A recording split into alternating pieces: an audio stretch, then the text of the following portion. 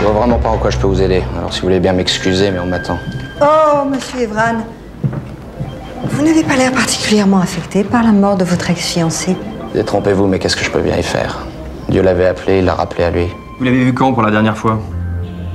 Le 24 juin 2000, à environ midi, 3 jours avant notre mariage. Pourtant, vous saviez qu'elle était revenue à Paris, son père vous l'avait dit. Dans le passé, vous avez montré plus d'acharnement à la revoir, non? Oui. Le chapitre de ma vie est clos. Je vous raccompagne pas? Encore une petite question, s'il vous plaît. Vous étiez où hier entre 17 et 19h? J'étais toute l'après-midi en rendez-vous à l'extérieur. Vous pouvez vérifier avec mon assistante. C'est bon? Pour le moment, oui.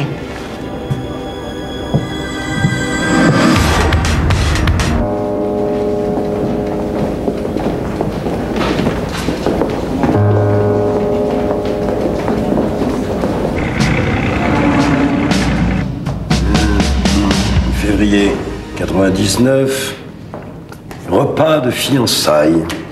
Août 99, vacances, réveillon du jour de l'an.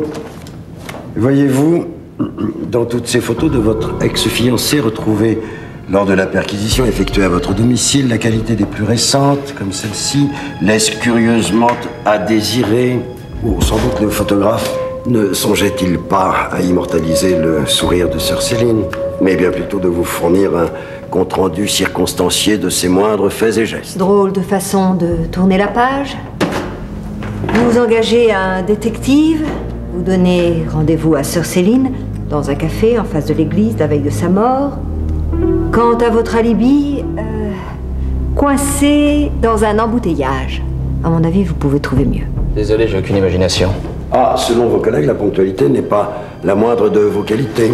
Alors comment expliquer ce retard de plus d'une demi-heure chez l'un de vos plus importants clients que vous ne prenez même pas soin de prévenir? J'étais dans un tunnel, mon portable passait pas. Il passait 1 heure avant quand vous avez appelé le centre Vivier pour savoir si sœur Céline y était encore. Je l'ai appelé, d'accord.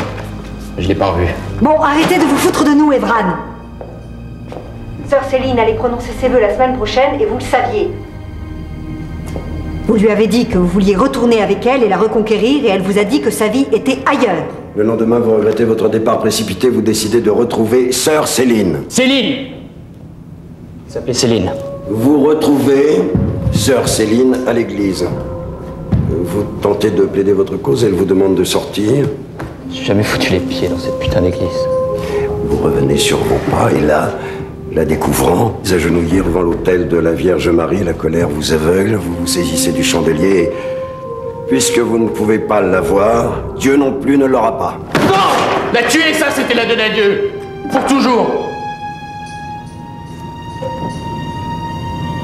Je voulais pas qu'il gagne.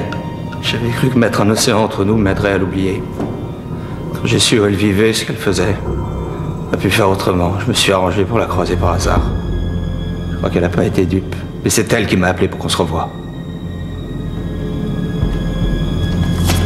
Et j'y ai cru. C'est ça, oui. Nous aussi, on y croirait presque, hein? Pourquoi voulait-elle vous rencontrer? En fait, c'est le banquier qu'elle voulait voir. Elle voulait des renseignements. À quel propos? Je sais pas, c'était pour une amie. Je l'ai pas laissé parler. Je lui ai dit ce que j'avais sur le cœur et je suis parti. C'est tout ce que j'ai à me reprocher. Entre Jésus et lui, il n'y a pas photo, hein? T'es pas d'accord? Me sourit, me souffle un rire. Un banquier qui fait plus l'affaire, fait danser à son compte une fille à l'envers. Est-ce que c'est ça l'amour? Je viens chanter